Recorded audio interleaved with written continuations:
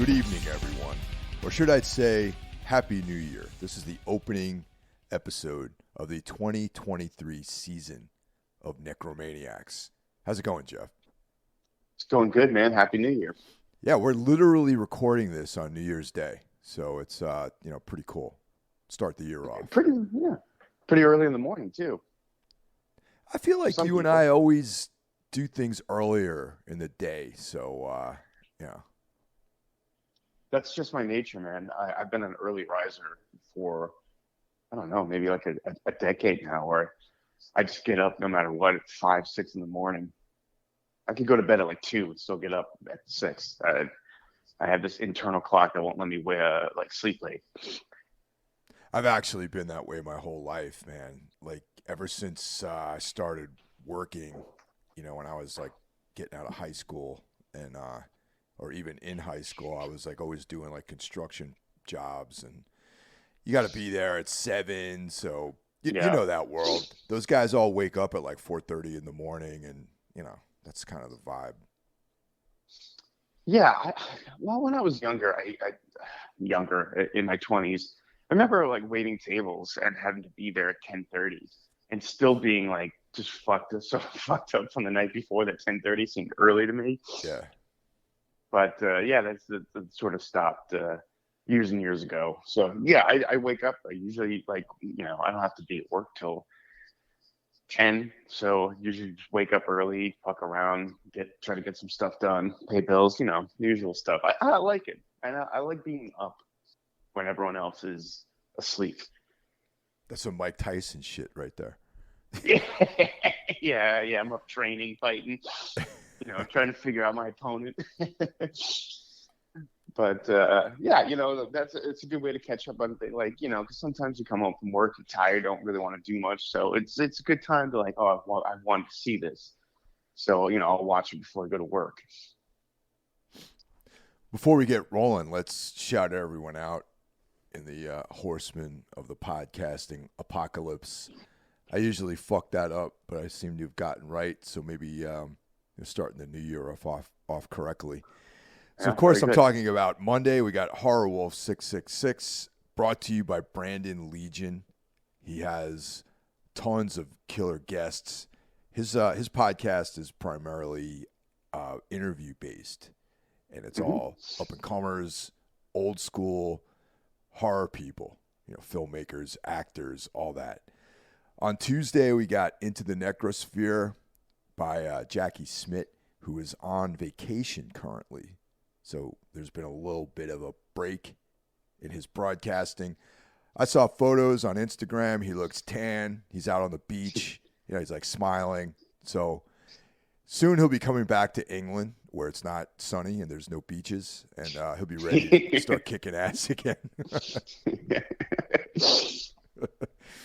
Actually, are there such? I think Margate. I think there's a beach in Margate, right? Isn't that a coastal town? Brighton. Brighton. Okay. Brighton. Yeah, I've been there. There's definitely a beach there. Surfing? Do you think they surf in England? I don't think so, man. I have to look into that next time I'm there. Yeah. British surfing champion. Yeah, look it up. Wednesday is Everything Went Black. That's kind of this kind of free-form jazz version of a podcast where I have a bunch of different stuff on there. It's not specifically music-related. Recently, Josh Barnett came back on the podcast, and we talked about music. We talked about movies. We talked about pro wrestling. We talked about a little bit about MMA. But, it's a variety of different things show up on that show. And of course, Thursday, Necro Thursday, is we bring you our take on current and old horror films. Friday, rounding out the week, we have Break the Apocalypse, an irreverent look at current events and lifestyle, brought to you by Mike Scandato's brother, John Draper. Mm-hmm. Saturday is a day off. Go out, walk around, go and get some sun, touch your toes to the grass, get away from your computers and your phones, take Saturday off. Sunday, Carl Hikara comes at you with Soul Knox. And that's it, man. That's a full week of content out there for people. That's a lot, man. And side note, I'll be a guest on Horror Wolf coming up in February. That's awesome, man. Yeah, Brandon rules. Yeah, really nice guy, man. Like him a lot.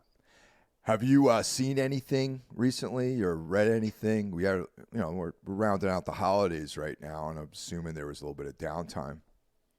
Yeah, I actually saw a lot. But, hey, let's start this episode on a positive note. Mike, I finally watched The Stranger. Oh yeah.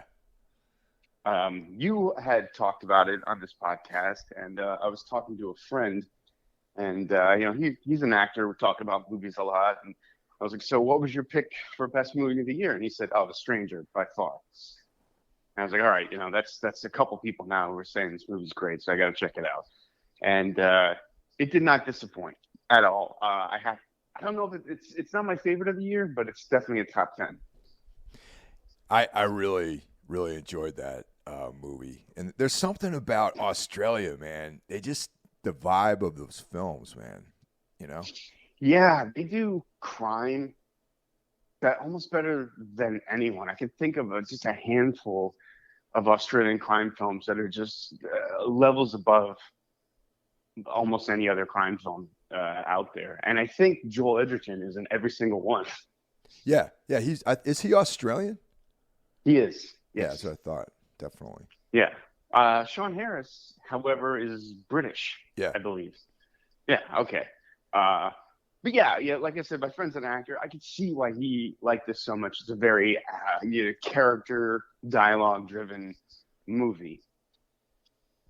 And as you know, that's some of my favorite stuff is when there's a lot of dialogue and Yes. characterization and that kind of stuff. And Sean Harris is like, I've been a fan of his for a long time, man. Ever since he played Yes. Ian Curtis in 24-Hour Party People. And, Yes. Yeah. I've been kind of following his career, and I don't know if in Europe is he a bigger name in Europe, because I feel like he's completely underrated in domestically in the States. I'm not sure, but I hope he is. It's funny how that works. So someone could be a huge star somewhere and almost virtually unknown here in the States. Yeah, yeah. I mean, I think he's incredible, man. Honestly. I think that's sort of a detriment to, like, he disappears into a role really well. I mean, he's got a very recognizable face, but he plays such a wide variety of strange characters. They're all a little odd, but he brings something different to each role. And he was a great Ian Curtis. The best, honestly, even though they've had dudes out there who, like he didn't look like Ian Curtis, but you felt like it actually was Ian Curtis when you watched that movie, Yeah, absolutely. I thought the kid who played him in Control was very good too. That's a great movie. I don't know, man. That kid was like too good looking. I don't know. He had like a pouty face and everything. Ian Curtis was just like a regular bloke. You know what I mean? He wasn't like some pouty faced like guy. I didn't realize that the kid who played Ian Curtis in Control was also in Free Fire, the Ben Wheatley movie. I don't remember that either, actually. Yeah, he played like the fucking heroin addict. Ah, okay. Who kind of like sets the whole thing off. Holy shit. Yeah, yeah, he was, that was him. Oh, wow. Okay. All right, because he's like an American in that film. Is he American, that actor? No, he's British. Okay. But yeah, he plays a Boston piece of shit in Free Fire. And he's very good. I love that movie. Watch that movie. I think it's on Showtime or something right now. Oh, is it? Oh, I think man. so. It's on like one of those premium channels. And of course, we got Michael Smiley in that movie, who's also great. Yeah, Cillian Murphy, and you have a real life cannibal, Armie Hammer, is in that movie. Wait, what? Well, you didn't read about that? Apparently, he got canceled for sending like really, he's got this kink where he like wants to eat these girls. Oh something. my God, really? Wow. Yeah. It's crazy to think he was almost Batman too. So he would have this Batman movie shot that he couldn't release because he fucking sending this crazy fucking text messages to people. Like, did he actually eat anyone, or is just some weird fantasy that he had? I think I hope he didn't eat anyone. I don't think he did. I think it was just some weird kink, but that came into light. Like, oh, it's not just a kink. The guy's actually a fucking abusive piece of shit. Wow. Go figure, huh? Hollywood. Who would have thought? It's a wild world, man. Yeah, it definitely is. I never really got to see that side of Hollywood. You know, just being a regular Joe. What else did I watch? Oh, something you guys mentioned on the best of 2022. I finally watched A Wounded Fawn. Was that your recommendation or Mike's? I'm not sure. I think it might have been a movie that I wanted to see or something. I'm trying to remember the timeline in which we recorded that. But so, what are your thoughts on that? I liked it a lot. Yeah. I thought the first 45 minutes was almost perfect. It dips a little bit in the second half, but still really, really good. Probably would have made an honorable mention for me had I watched it before we recorded that episode. Once again, a movie with minimal characters and a lot of exposition. You know what I mean? And that's kind of typifying what the fare that Shudder seems to offer with their exclusives. It's like these movies are made with a fairly low budget and they rely a lot on dialogue to portray the story, not so much action and special effects. And right. But the downfall of a lot of these films too is when they try to do some kind of special effects like set piece. You know what I mean? Right. Yeah. And it just fails miserably. Yeah. That's unfortunate, you know. And we'll talk about this later, but the subject of today's episode somehow seems to sidestep all that, which I think is a testament to how great they are. But go ahead, man. Absolutely. Anything else you checked out? Great movie, cool retro vibe without being a nostalgia trip. Really good movie. Just like not sure where it was going to go. A little bit disappointed with where it went. It ended up being a little bit more simplistic. I was kind of hoping it was reaching for something more, but it's okay. All in all, it was really solid. Liked it a lot. I recommend it. When I saw it, I didn't know anything about the movie. I just the title just struck me like it might have been like this kind of Arthur Machen, like folk horror kind of thing.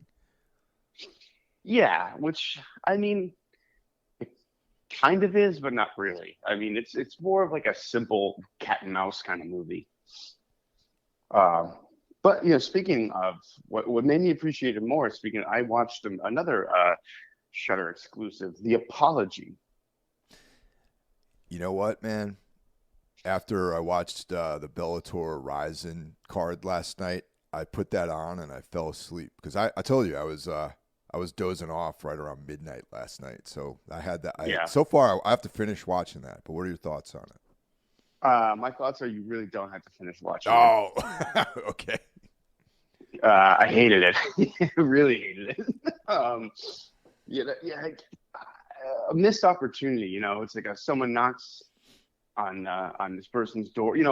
Minimal. So I think there's only about 3 characters in this movie, and one of them is played by Jean Garofalo. She plays the neighbor, and like, when's the last time you saw her in anything? Also, what's up with her lips, man? Yeah, I don't know, man. That's some plastic surgery that didn't age well, maybe. I don't know.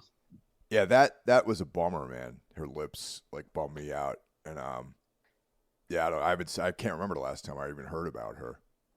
Yeah. I mean, I follow comedy, for the most part, but I haven't heard her name come up in anything in forever. But here she is in the Apology, and I was kind of hoping for like this Polanski Death in the Maiden kind of vibe.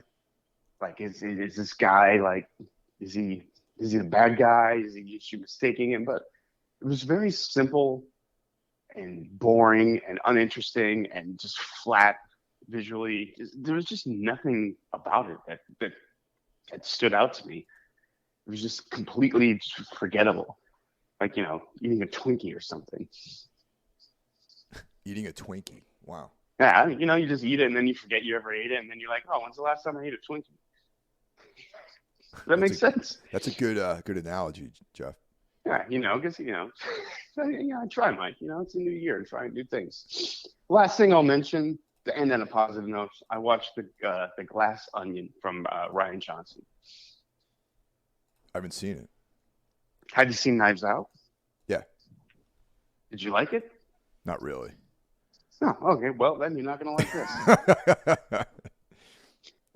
because it's pretty much, it's a whodunit, Agatha Christie style. Ryan Johnson's an interesting director. I don't really love everything he's done, but I do love a couple things he's done, and I really enjoyed this a lot, and I enjoyed Knives Out a lot. I love that kind of whodunit. I love that it's more of a comedy. Um, yeah, a lot of fun. It's something you can tell your parents to watch. They're gonna like it. Right on, man. Yeah. What about you, man? I've done a lot of reading over the last couple of weeks, but there's one film that comes to mind that I saw recently in the movie theater, The Pale Blue Eye. Ah, Scott Cooper's new movie. Yeah, yeah. And I gotta tell you, man, I fucking loved it. I thought it was great. I thought the acting was great. The story, it was like a suspense thriller, and it was just really, really good. And Mark Kermode's review of it is what really sold me on it, because I figured that guy, his opinions typically align with my opinions. So that movie really. I drove out to Montclair, which is like 40 minutes from here, to see it in a small theater during the week, and it was fucking cool, man. Christian Bale, Gillian Anderson, that guy from what's that movie that with the kids in it? He plays Edgar Allan Poe. Oh, he was in the Ballad of Buster Scruggs. Yeah, yeah. But also, that's what I know him from. That sort of fantasy film with the wizards. It's like a series. I don't know why I can't remember it right now. But as soon as you said wizards and fantasy, I was like, well, I haven't seen it. Yeah, that guy. I'm not familiar with much of that guy's work, but his his portrayal of a young Edgar Allan Poe was fucking amazing, I thought. Oh, nice. Yeah, man, Edgar Allan Poe really needs to be brought some justice on screen, and I'm glad to hear that it's good. I've been kind of reading a very mixed response, which Scott Cooper's movies tend to be kind of mixed from critics and fans. And me, we covered one of his movies fairly recently. We did Antlers. Yeah. Yeah, we were both kind of so on it. Yeah, I was so on it. This, I thought, I like this way more than I like Antlers. I mean, I can't wait to see it again because of just the atmosphere of the film. I mean, it's similar to something else I'm going to talk about in one of the things I checked out, which is also similar in a way to season 1 of True Detective, where in the beginning of that season, you kind of were like, maybe there's like a supernatural element to all of this. You know what I mean? Yeah, absolutely. That's kind of how The Pale Blue Eye is. I never read the novel, but at one point you're like, is there some kind of like, presence that's guiding the hand of all of these murders? And, there is a cult involved in it. There's like, witchcraft and all this kinds of stuff is part of the story, but it all remains in the kind of secular world of tactile realities. Like there's no supernatural element. Oh, I'm probably giving away the story, but it the whole time you're thinking about it, and also combining that with just the cold atmosphere of the Hudson Valley in the wintertime, the period piece nature of the dialogue and everything. It just, and of course, Christian Bale is always great in pretty much everything, man. Yeah, I can't think of a bad Christian Bale performance. I really can't. I'm thinking. Nothing's coming to mind. And then there's like real emotional stuff in there, like on friendship and loss and all. I thought it was great. So yeah, that's my rundown of it. I listened to that director on Mark Maron's podcast. He was just interviewed there about a week or so ago, and it was a good listen. If you're a fan of Scott Cooper, or if you're a fan of Mark Maron's podcast, I recommend listening to that episode. I'm not a fan of Mark Maron's podcast. Yeah, I'm hit and miss for me. Yeah. Yeah. What was the other movie you were talking? Oh, you said I you wanted to started mention? watching The Peripheral on Oh, Prime, which is a oh, recommendation that Brandon Legion made, and so far it's really good. It's virtual reality, sci-fi, that kind of thing. virtual reality, really? It's it's kind of like a like I know it's like really easy to compare things like that to the Matrix, but it's part of that's what comes to mind for me is that cross section of reality and technology, and it takes place in the near future, and it has Mm. to do with going into these virtual worlds and stuff like that. It's interesting. It sounds interesting. Do you remember in like the early '90s all those like virtual reality movies that came out that were just absolute to dog shit? Of you know? course, yeah. I mean that was, but nowadays they were like closer to that reality, so these movies have like a little bit more weight to them. Yeah, for sure. And the technology element in horror has always been sort of there, and it can be done interestingly, like what David Cronenberg does, and now his son Brandon, or it can be silly and stupid and dated, and the Lawnmower Man. Right. Yeah. Just one more thing I want to mention, which kind of in thematically relates to something else. It's I started reading this. It turns out that it's actually a series of novels by this guy Matt Wesolowski. The first I read is called Six Stories, and it's interesting because I heard about it on the Criminale booktube channel, and it sounded really cool. It's basically a podcast. The book is like based on these episodes of a fictitious podcast, which goes into like these true crime reevaluations of cold cases. And this one case that this guy focuses on has to do with the murder that took place out in this wooded area in rural England. And Wesolowski's a British guy, so there's a lot of the Hmm. kind of British like colloquialisms and things like that, which I kind of enjoy that. I never realized like how much of a fan I am of British stuff. Really, I never could consider myself an Anglophile, but I seem to like that, gravitate towards that kind of thing. Me too. I love like I love British TV, old British horror stuff like that. Yeah, I'm definitely a fan. Yeah, and so this is like a almost in real time evaluation of this story, and you learn things by talking to six different people that were directly involved in this murder, or it's not a murder really, it's a death, and you're trying to figure out like what it actually is. And Hmm. earlier, there's like I was telling you about the pale blue eye, where there are times you think there's actually is like a supernatural element, and that's what this book really conjures up.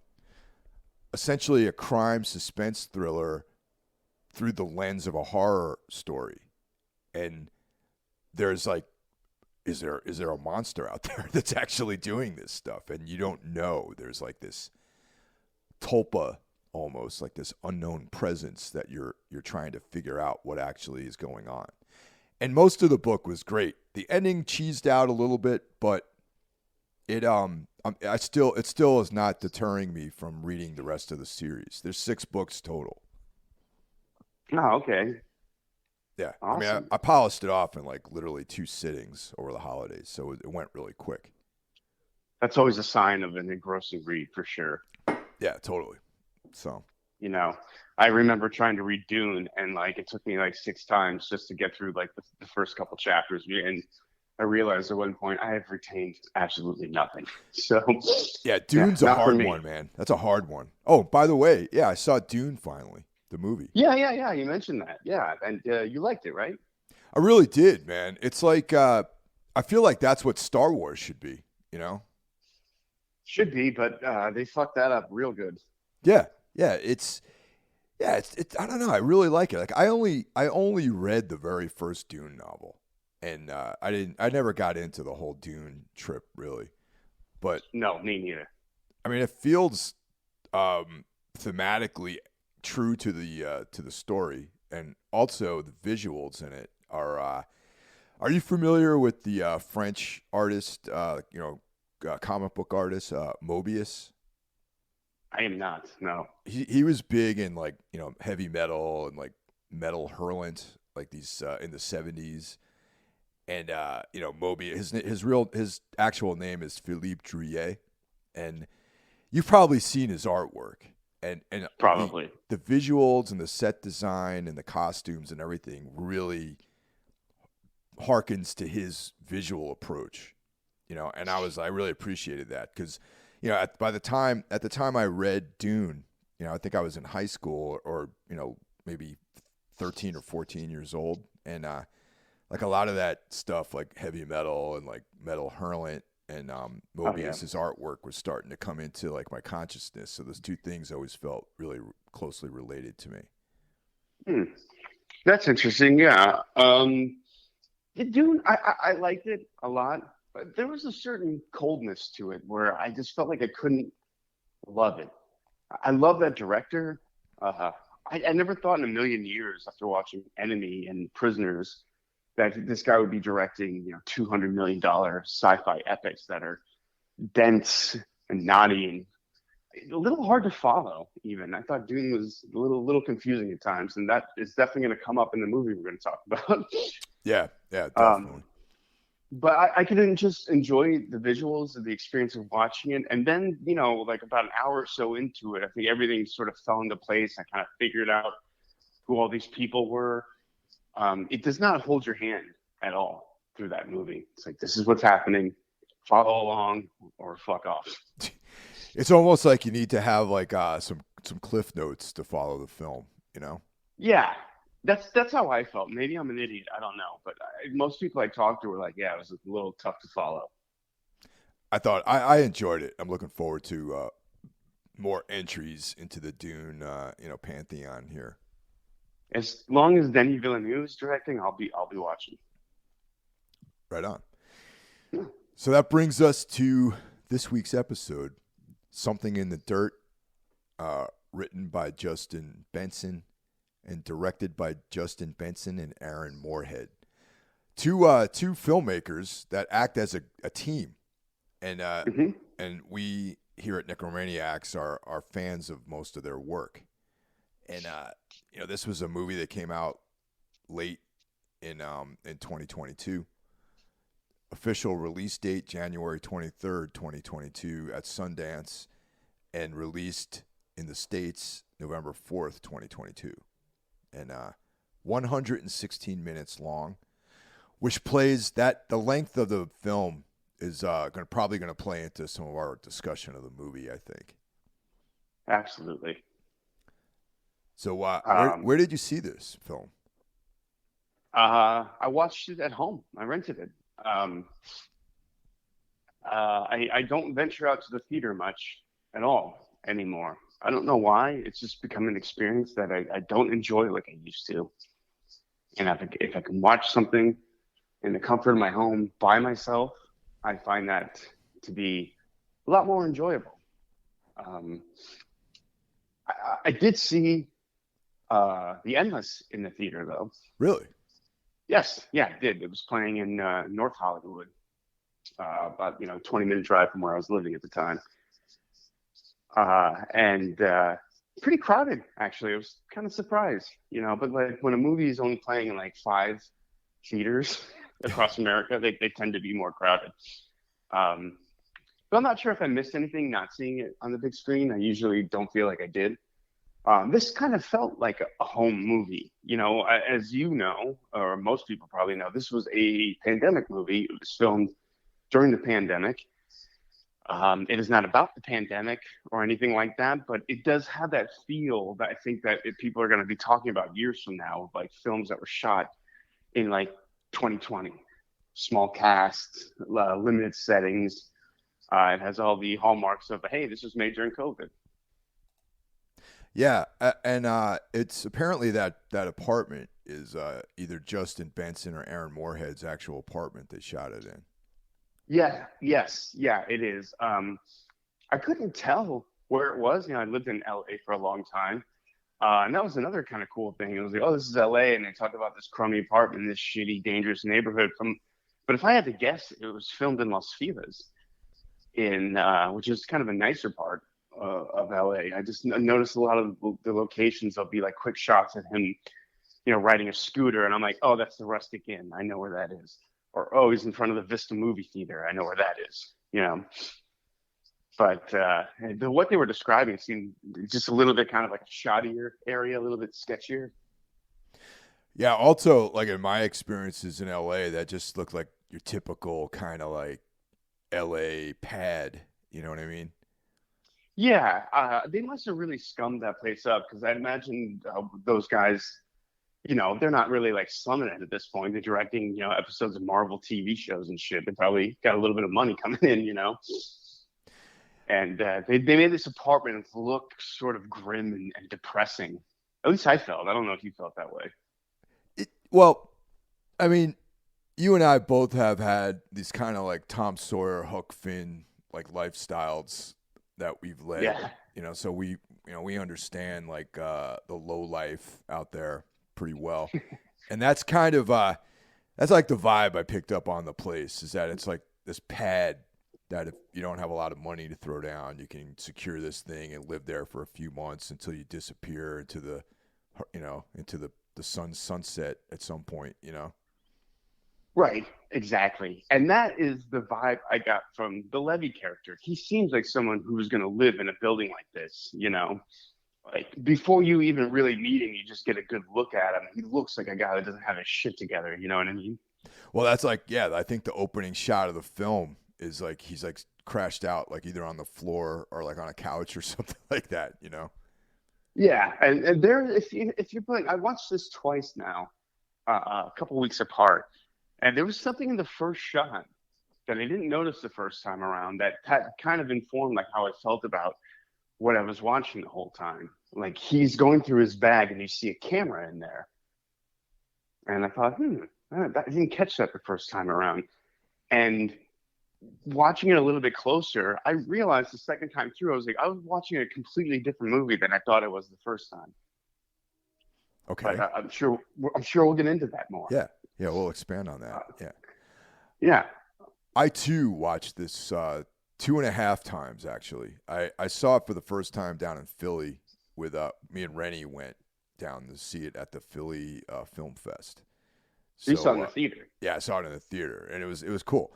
And it was really cool because they had like a guy come out and introduce the film, and most of the people there were fans of Benson and Moorhead, which I thought was interesting. I thought that was really cool. Yeah, it's good to see these guys are getting some kind of a following for sure. Yeah, definitely. And then the second time, I also own it digitally because I know that I'm going to revisit this film and probably going to run some kind of marathon of all of their films back to back chronologically to, make more, I put together more theories about all of their movies. You know what I mean? Yeah, it's clear they're reaching for something bigger, creating a world building, as people say now. It kind of goes back to a time before Marvel when like it was fun to catch little nods to directors like you saw the Quentin Tarantino movie, the same brand of cigarettes, the same brand of gum keeps popping up. Yeah. I like little things like that, like a loosely connected world that's not this gonna end in an Avengers style movie with you know what I mean? Like there's not gonna be like a Benson and Moorhead movie that just explicitly ties all these things together. Or maybe there will be. I don't think so. Also, these guys have been on this kind of slow ascent. It's like I'm trying to think. Like, what was it? Like 2009? Like one of their first film came out. And, somewhere in that range. Beginning of streaming. I remember because Resolution was one of the first streaming movies I watched, or like, I can rent movies on my TV now. One of those things. Yeah, it's. I remember reading about it in Rue Morgue. So I think probably this whole like journey that they're on started like in maybe 2009, 2010, and it's still continuing. And I feel like their profile is being raised too, man. It's like people are actually starting to appreciate them as creative forces. As should be, yeah. I think we've talked about it on the show before. We were both very disappointed with Moon Knight, how it wasn't, kind of thought it was them doing a Marvel show, but it was they were just sort of directors for hire on something. Yeah, yeah, they weren't hands on really. And yeah, but we did. Their last film was something of a departure for them, Synchronic, where it was kind of I think their first Hollywood bigger budget kind of movie. And what I thought was great about that is they kind of took the money, more well-known stars, and still made a very Benson and Moorhead movie. Like it Yeah, was not a departure thematically; it fit in really well with the rest of their films, and their stamp is all over that movie, and it's great.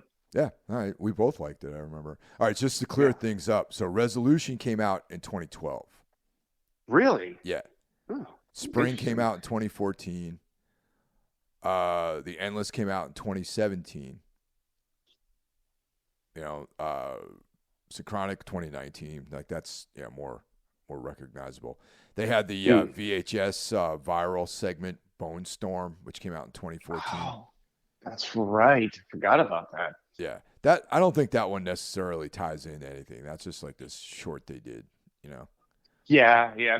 If I remember, that whole entry into the VHS franchise was kind of lackluster. Yeah, but one thing I want to say though is that the fact that they're as successful as they are, I think, is killer because their films are definitely not for everybody. You know what I mean? Oh no, yeah, absolutely. I don't think this is for everyone. The movie we're talking Oh, about. absolutely. This might be the one that is more marginal than all their other films, really. Yeah, out of all of their films, I found this, and I don't mean this as an insult or anything, but their most difficult movie. Um, it's a little bit thematically different from what they've done before. It's a little bit more. It's a little bit funnier too. Did you Yeah, find there's it? definitely some humor in there. Yeah. Yeah. And the first time I thought, watching through, I was like, oh, the performances are really strange moments. But then the second time through, I was like, oh, now I know why these performances are a little strange, Yeah. a little awkward. But still, it's still kind of just two guys talking, which is like most of their other films. Yeah.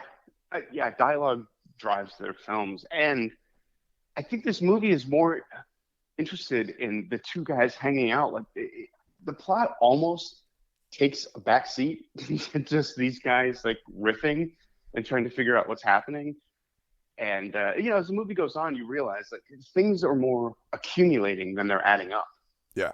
Yeah. and you're really just kind of watching these guys like become friends and then slowly start to lose trust in each other. It's similar to like a lot of Jim Jarmusch's films, where Jarmusch's movies I think are very character heavy and plot light in a lot of ways. You know. Yeah, very true. Yeah, Yeah, so that's applicable to this movie for sure. yeah, that's an interesting comparison. Wow.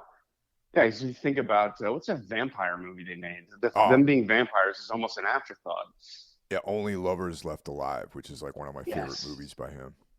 that's a great movie. That might be my favorite. Well, no, Dead Man will always be my favorite, but that's a close second. My favorite part of that movie is when what's her name? Tilda Who's that? Swinton. Tilda Swinton shows up because Loki, his character Yeah, is he's all depressed, and she shows up with like this collection of books for him, and she's like, yeah, you need like this new translation of some obscure like fucking French writer to help you out. You don't. That's what you need. So she shows up and gives him this fucking library of stuff, and I thought that was like, the first time I saw that, I was like, my heart melted a little bit. yeah. No, that's a nice moment. That movie, side note, makes a great feature with A Girl Walks Home Alone at Night. One of my other favorite vampire movies of the mid-teens or whatever. Oh yeah, I go on and on about that movie. I love that movie. It's so good. I love it too, man. It's one of the best horror movies in the last 23 years. So really, this film, the cast is really Justin Benson and Aaron Moorhead, and Yeah, pretty much. there's some peripheral people that come in and out. Like you said, this is filmed during COVID, so there was probably a lot of concerns with having a big crew or anything like that. And the names of the characters, Justin's name in this is Levi Danube. Okay, now Yeah. I don't know if you caught this, but in Resolution, the main character's name is Michael Danube. I did not catch that. Yeah, there's a lot Michael did. of connections. Which one was he in Resolution? Was he the guy trying to help his friend, or was he the crackhead? No, he was the guy trying to help his friend. That's what I thought. Yeah. Yeah. Wow. Yeah. Oh. So, That's interesting. Wow, I did not catch that. Holy shit. Yep. Yeah, there's a lot of and also John, the character John, portrayed by Aaron, is a member of an apocalyptic church at one point in his life. Caught. You caught that? Yeah. That was kind of heavy-handed there. I mean, not really, but yeah. That was obvious. So this film is chock full of expansion, cues to the other films. Similar to the other movies, there's this invisible presence that's out there. Okay, so now we're getting a little bit into the plot. Yeah, you want to take it? You want to kind of explain what this movie is sort of about? But that's the thing. My interpretation of this film is that if you haven't seen Resolution or The Endless, I recommend seeing those two movies first. Absolutely. Yeah. Otherwise, this one, you'll watch it, you might like it, but you'll be like, why? Like, what am I watching? You know what I mean? Right. This movie does stand alone, but it's more fun to watch this if you watch the other two movies. Oh, for sure. It almost makes like a very loose trilogy between Resolution, The Endless, and this. These three seem to be explicitly linked. Whereas in Spring and Synchronic, I feel they all exist under this umbrella, this world, but it's more peripheral. In this, it's a little bit more attached, I feel. Yeah. Spring, the character of Shitty Carl, is in Spring, too.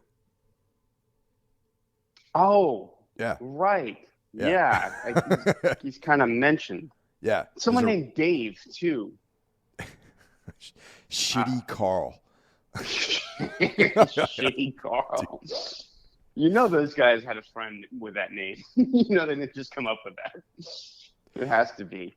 It's that whole world reminds me of the years that we lived in Boston for some reason. You know what I mean? Like these kind of sketchy characters, like weird people coming in and out. Shitty Carl. Yeah, totally. Yeah, or those guys that you lived with had nicknames for everybody. And there had to be a shitty something, shitty Pete, shitty Bill. There fucking had to be. Yeah, probably. I'm trying to remember, but yeah, you're probably right about that. Yeah, I know there was like a dude named there was Lefty. There was Sketchy, this guy. There was a guy named the Dazzler at one point. Yeah, that's right. Yeah, you lived above him. Yeah. Don't live above the Dazzler. Wow, I haven't thought about that in forever. It's funny. Yeah.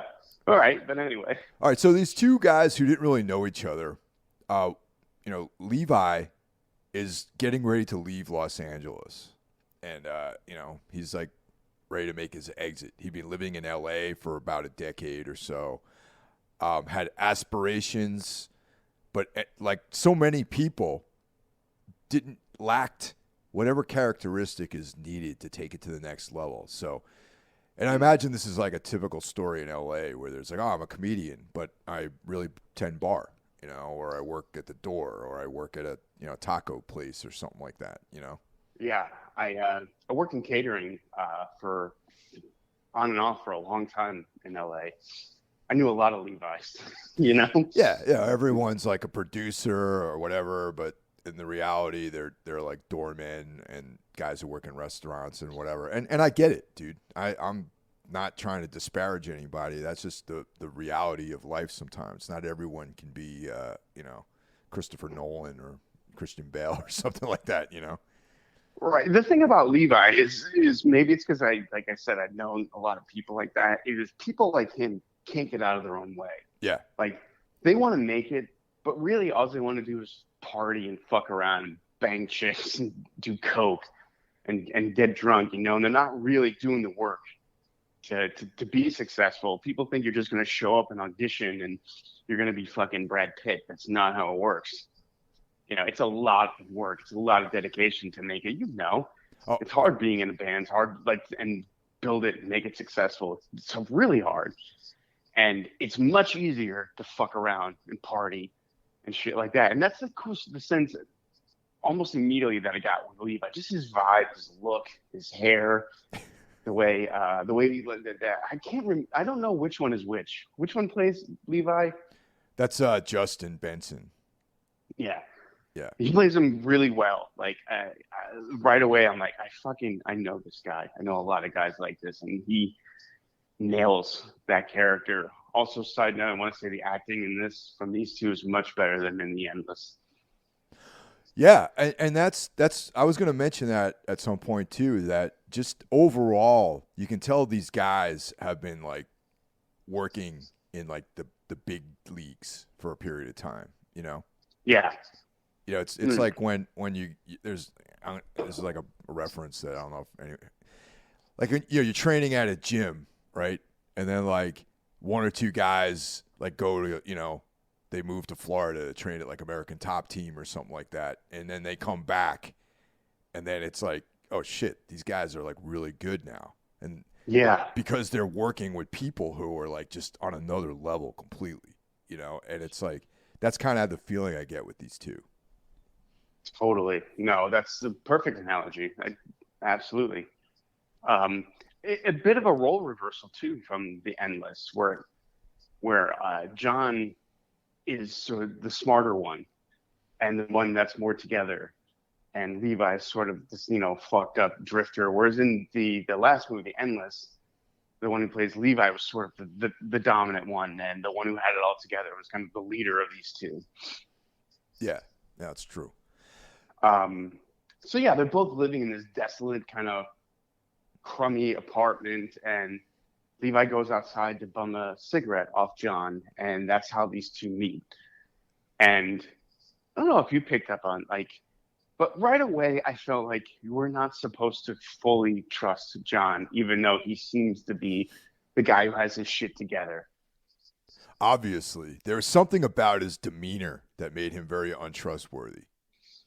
Yeah, I mean, he's got this big stain on his shirt that looks like blood. He says it's wine.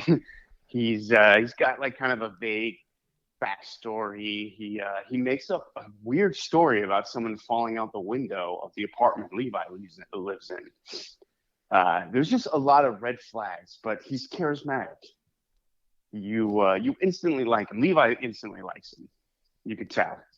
Yeah, they form a fast friendship for sure, and also his background is interesting too, because like he's a wedding photographer or an event photographer or something like that currently at the time of the film, but we later discover that he has a background in mathematics too. Right. Yeah. You keep and John is not all that I'm a wedding photographer, but really he's got this side gig where he charges scooters all over Los Angeles. Yeah. So he also, has like a little bit of like, I'm this kind of guy, but he's really not. So like in that one scene, you get a lot of like red flags with John. Well, their ineptitude of working with film actually becomes pretty apparent when they start devising this plan to document the strange happenings in their apartment. Right. So the crux of this plot is something strange is happening in Levi's apartment that's been uninhabited, or so we're told, for 10 years. And he moves in.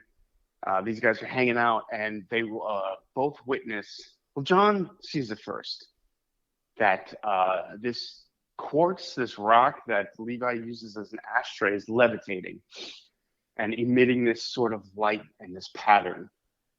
And right away, they come up with this plan, like, hey, this is like, they're both looking for something in life, and they think this is the answer.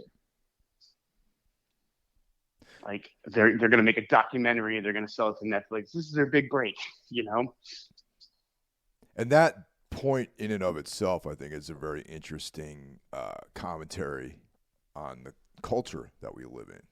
The first this period of time that we're inhabiting right now, with the quick access to media, that anyone pretty much, I'm going to make a documentary film, become a millionaire.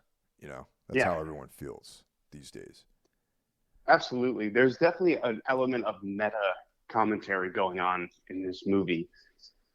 It's about trying to make it.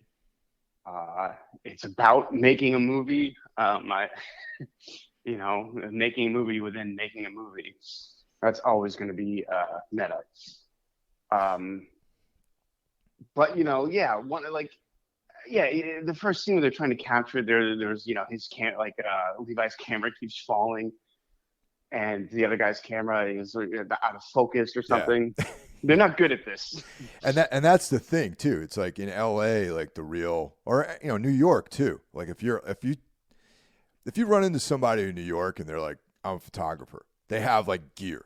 You know what I mean? They have like shit. They got stuff that they can make professional stuff with, and they know how to use all those things. Mm-hmm. John's like, I'm a photographer, but he doesn't know how to focus the camera. It's like, they've got this kind of consumer level equipment, Right. Yeah. They're definitely not good at this, but a lot of interesting, like I said, a lot of things keep accumulating, but nothing really adds up. And you realize you're kind of watching a different kind of movie than you thought you were when you first started watching it. Now, throughout this movie, there's little cut-ins of people talking about this documentary. Right? Yes, and there's this one cryptic one in the beginning where this woman's talking about, whether or not what actually happened there, and tragically one of them dies. Right. But they don't let on to which one. So then, it's that trope that they do in certain films, certain short stories, where you kind of there's this horrible thing that you're unavoidably approaching. You just don't know what it is and what path you're going to take to get there, but you just know something bad is going to happen at some point. So there is this dread, this feeling of dread that permeates this entire film. At least to me, it did. No, absolutely. And you start to see this quick friendship slowly unravel, and you start to see that these characters aren't who they're portraying themselves as. Levy has a very sketchy background, and he has a quick answer for some sketchier elements in his life. Well, yeah, that's interesting how that comes up, because it's actually kind of a funny part too. I forgot what was it exactly. He said he said he was going to some kind of like group meetings for like some kind of charity or something like that. Yeah, he like volunteers or something. Yeah. But then John sees this person show up to get him to go to this fucking place that he's supposed to go to. So that's when John gets to be suspicious of what Levi's actual background is. Like, what's going on? When you're volunteering somewhere, they don't typically find you and bring you there, So right. He goes, yeah. I was thinking of you when I saw this in the theater, how you said that you always hate the Google scenes in movies. Yeah. So the character John, there's a fucking Google scene where he looks him up online, and he comes up as a sex offender, which I actually laughed aloud when that happened. I laughed too when I heard his explanation, because you know why? I've heard that in the real world. I've heard that before. Like, I don't know anyone who actually has been arrested for peeing outside and becoming listed on a sex offender log. But it's always like a friend of a friend. Oh, yeah, my buddy Tony, like he took a piss and the cops came and arrested him and now he's a sex offender. So there's like that weird, like communicative property of that experience that I don't know anyone directly, but I feel like that's a thing, I guess. I do. You know someone that happened to? I know someone who claims that's what happened. Okay. Do I know this person as well? You might. We'll talk about it. All right, we'll talk about it later. Yeah, for sure. Yeah, because of that, I thought his story was bullshit. Me too, actually, because you're starting to see that these guys. One other thing too. It's like, these guys are what, like probably in their mid to late 30s. So they're in that. I think it's mentioned that Levi is 39. Okay, so they're like on the edge of becoming real adults. Like when you hit 40, that's when you're done being a kid in a lot of ways. Yeah, get your shit together. So like when in that world, living in a place like LA or New York, like you're meeting people all the time. Like you're constantly meeting new people, Yeah. And then you form these alliances with these people that you really don't know, And it's different. That's a different experience than people have that say they stayed around their hometown and they've known people since they were in high school and they've got these long histories with people. But when you're someone who moves to another place to do something, you just meet all these disparate people and you don't really know them. And then eventually you start finding out things about them and how maybe some of the things they told you is just bullshit. And that's what I kind of feel like these two characters stand for. They're like the bullshit artists that you run into in that period of your life, and you're starting to find out things about them. And then you can't trust anything that they say, basically. Right. I wrote that down. Mistrust is a big theme running throughout this movie. And at some point, as a viewer, you start to wonder what you're watching. Yeah. Is what you're seeing even real? Now, I guess this could be light spoiler. Did you think what you were okay? Because it's mentioned they're making a documentary. They're constantly cutting in with like talking heads talking about this experience. And at one point, I did not catch this the first time through. And they mentioned like, well, you guys decided to act in your own reenactments. Yeah. So what we're watching, at least this is the way I read it, is not real. It is their interpretation of what happened. Like you're watching two people give a performance. Like you are watching the reenactments. You aren't watching like a film. You're watching something that these two characters made. That's what I picked up on too, actually, because there are scenes in the film where they're actually doing a reenactment. Like there's the one where he's jumping rope or he's eating an apple. Or he's like, how should I take this? Yeah. So I was like, are we watching like sort of like the ultimate mockumentary where these guys where we're watching like the footage of these actors supposedly shot?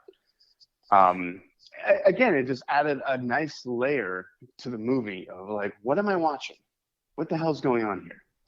That at the end of the day, during the second viewing of this movie, I think I've arrived kind of at the same place as you with it, where that this is a film about the making of the documentary about what actually happened between these two people. Right. And by the end, you're left with way more questions. Did any of this really happen? There's a little bit foreshadowing about what's going to happen to one of the characters in the very first scene when they're talking about the person falling out the window. I'm sure you caught that. Yeah. Not until the second time around that after I'd seen what happened, that became like, that had more weight to it. Yeah, and ultimately, like at the end of the film, like the second time through, I had far more questions than answers, since what we're watching is like the finished documentary. What really happened? What really did any of the supernatural stuff happen? Was this these guys are creating their own backstory, their own mythos, so none of what we saw could be true.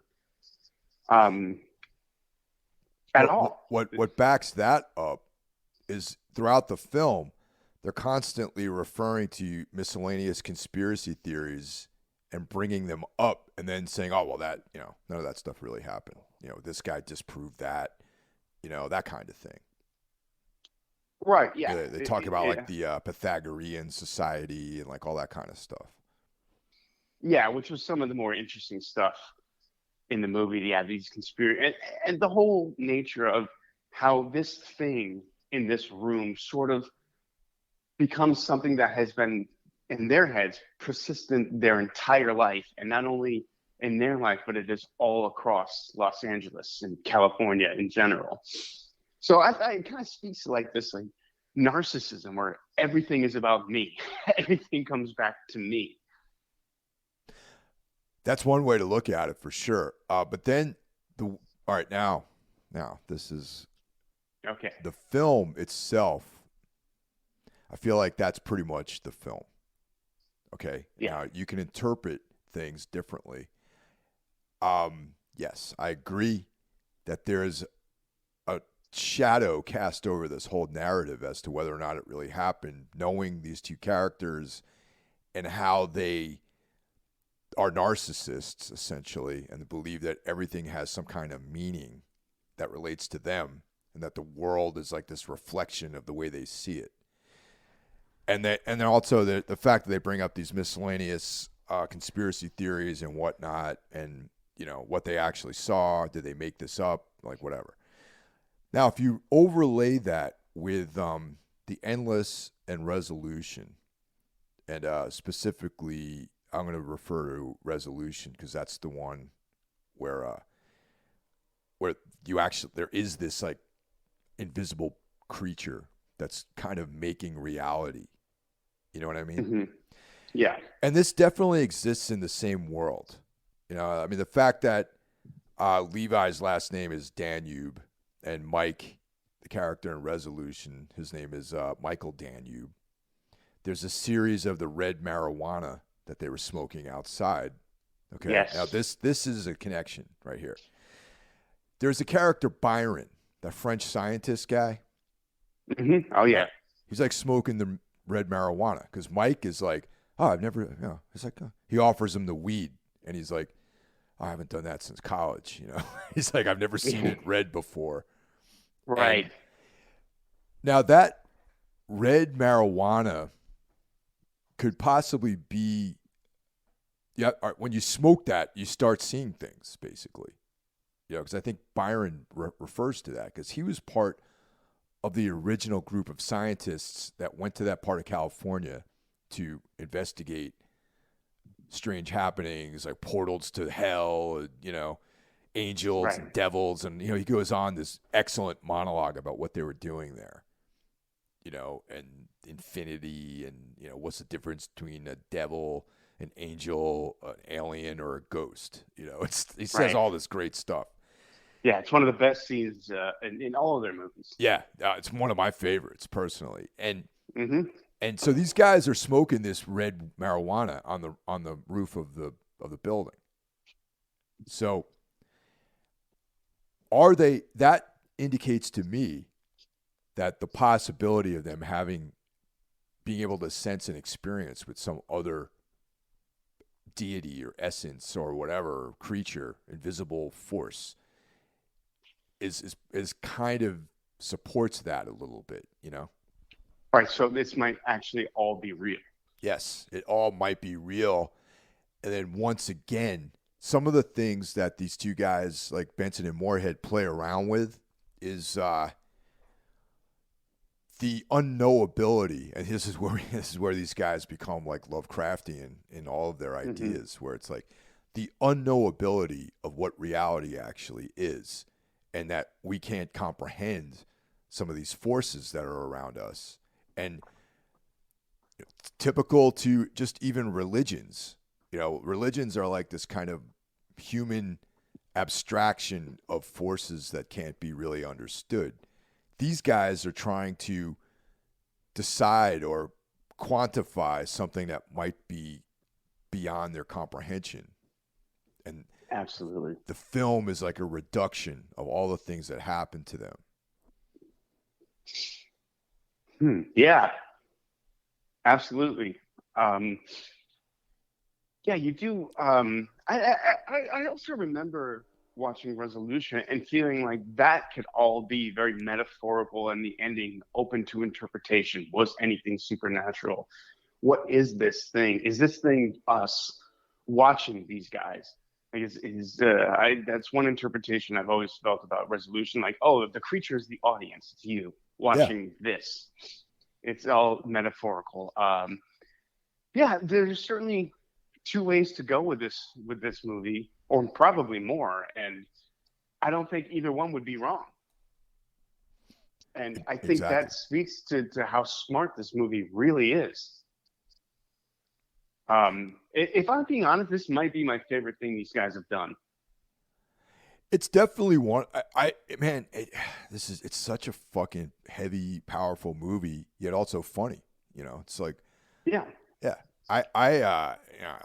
I'm gonna watch this. I don't know. I'm gonna watch this many, many more times. You know what I mean? Oh, yeah. Because the first time I saw it, it was kind of like distracted, and I was like, oh yeah, that was cool. But I definitely need to watch it again. And when I was watching it more focused, again, it was like I'm seeing a completely different movie. And after talking about it with you, I want to watch it again. Yeah. I think this movie rewards multiple viewings. It is much smarter than maybe it's much smarter than I think people would give it credit for. Not that people are calling it dumb or anything, but it rewards more attentive viewing, I think. And I wanted to ask you specifically because you pick up on these things more than I do. How many Easter eggs are there to other movies? Well, I only picked up let's see, one, two, at three, possibly four. Okay. Oh, Yeah. okay. But I mean, I'm sure there's more that I just haven't seen yet. Now, of course, the one was Michael Danube, Levi Danube. Okay. Yeah, that was a big John one. was a part of the apocalyptic church. He was once a member of that. The red marijuana was a big one. And then Yeah. I haven't been able to. I've been freeze framing this because I only watched it at home once because in the film I can't like stand up and demand that the projectionist freeze frame something. You know what I mean? Well, you could, And, so there's a scene where they're on the street and this dark haired bearded guy like walks between the two of them. hmm That's either Shitty Carl or the other guy, the guy who was the drug addict. Yes. I You're can't right. figure out which one it is though. I would put my money on the drug addict, Okay. but I could be I completely think wrong. you're right about that. I think he's the drug addict. Well, the reason I asked is the guy who played Levy. What's his name? Which one is he again? More Justin. Justin, yeah. Yeah, I follow him on Twitter. Yeah. Someone pointed out that they caught some references in Something in the Dirt to their other movies, and his response was, "There are a lot more." Oh yeah, I'm sure there are, dude. It's like that's what I mean. That's why I need to like go through this with a like fine tooth comb. Yeah, I was at a party with him once. I was a guest at someone's party, and so was he. And I'm glad I didn't see this before that because I would have drunkenly just like cornered him and talked his ear off. Like, I gotta know what your overall plan is. What does this all mean? Because I would really love to know what exactly they're thinking, like what this world they're creating. Is it real? Is it an illusion? Is it metaphorical? My guess is it's just all those things. It's All right. whatever you want it to be. I don't know why I didn't do this before the episode. All right, so okay. He's credited as the attractive man on the cell phone. All right. His name is David Lawson Jr. And he was in The Endless as well. All right. Let's see who he plays in The Endless. The attractive man on the cell phone.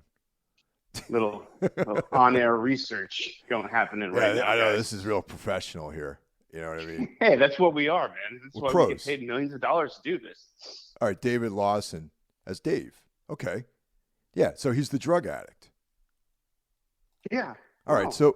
so now, all right, check this out. This is somehow before the events of the Endless. Oh. Okay? Yeah. Because Lawson Dave hadn't gone off the deep end and chained himself or whatever, or went out to that remote cabin. So this all takes place before that, and then it has to take place before the Endless. Then. Yeah.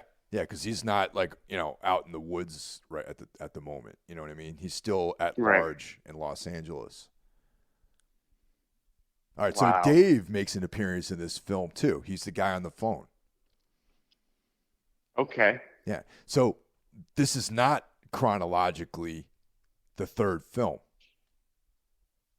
Right. This would, I guess, be the first. Yeah. Yeah. Okay. Yeah. And then See, all again, right, now so this changes how I feel about it. now I have to go. Now this is the other thing too. Okay, so Levi Danube and Michael Danube. All right, they have the same last name. Most likely, they're brothers. In the resolution, right. I wonder if he makes some kind of reference to a brother dying or something like that, or getting wrapped up in some kind of weird conspiracy theory shit. Do they mention a brother in this movie? I know they mentioned he had a sister. Yeah. And they mentioned in this movie that he's got no one. That Levi, at the end of the movie, you were like, oh, there really was no one in his life. So at the very least, the brothers are estranged. Maybe they don't know about each other. Who knows? Interesting. That needs further, further research. It does, because also, like, maybe this takes place concurrently, because time is another big thing in their movies. Time loops, things coming back around, things existing in a different realm. So it could be that. Wow.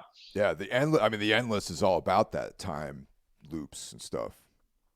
You know, it'd be interesting, like, if we come back and do an episode about this movie like a year from now. Yeah, dude. Later this year, we should talk about all three of these films and kind of like maybe reevaluate some of these ideas we have. Yeah, that would be fun. Absolutely, I'd be down. I'll probably watch Spring again, even though Spring is probably the most like remote out of all these films. Sort of the outlier of the bunch, yeah. But I really like that movie. Yeah, that was great. So at the end of the day, when all is said and done, what do you give this? I know it was on your top 5 list, so I'm expecting you to give it a high ranking. Yeah, this one gets a 5 out of 5 for me. Yep. Second viewing, this gets a 5 from me too. Yeah. And I'm sure, like I said, this is not for everybody. I'm sure if there's people out there who are going to watch this and be like, message me at some point drunk in the middle of the night, be like, you fucking asshole, why did you tell me to watch this movie? It sucks. I expect that. I expect it, because it's not for everyone. No, it is definitely not. It's a trip too, because you fucking think about it constantly. The days after I saw it the first time, I was like really running this through my head, quite a bit. Yeah, and it didn't click with me to the second viewing. Like, it didn't make my top 6 that we just did. Yeah. Now it would probably be top 3. Some of the things I really dug about it too is like we were talking about these small budget films and how they're awesome, dialogue driven stuff, but then there's like a couple of special effects set pieces where it just loses the momentum. And somehow these guys are able to like sidestep all that. And they have, the special effects are pretty minimal, really. They are, and they're not that like. There's that scene when they first meet in the beginning, and there's a hill on fire behind them, and a helicopter flies over. Yeah, that's not real, but you don't notice that it's not real. It doesn't look super low budget or fake. Like I guess if you probably focused on it or saw it on a big screen, maybe it might look faker, but it didn't take me out of the movie. Even like, they live near an airport and there's constantly planes flying overhead, and occasionally you get a glimpse at them. And again, like if you're not really focused on it because it looks fairly real. I mean, there was I think one shot where I was like, okay, that looks a little wonky, but overall, I think these guys do a really good job with the effects in their movies and not really bringing your eye to what you're seeing is not real. Yeah, and also, they can use footage of just commonplace things and make it look really sinister too. Oh, like those little cut-ins they kept doing. Yeah, Yeah, I agree. Like there's such a sinister tone to this. Sort of just whatever, like when he's talking about spearfishing and he gets into a little brawl with a lobster. They cut to like just a lobster, and yeah, there's something very like ominous and threatening about it.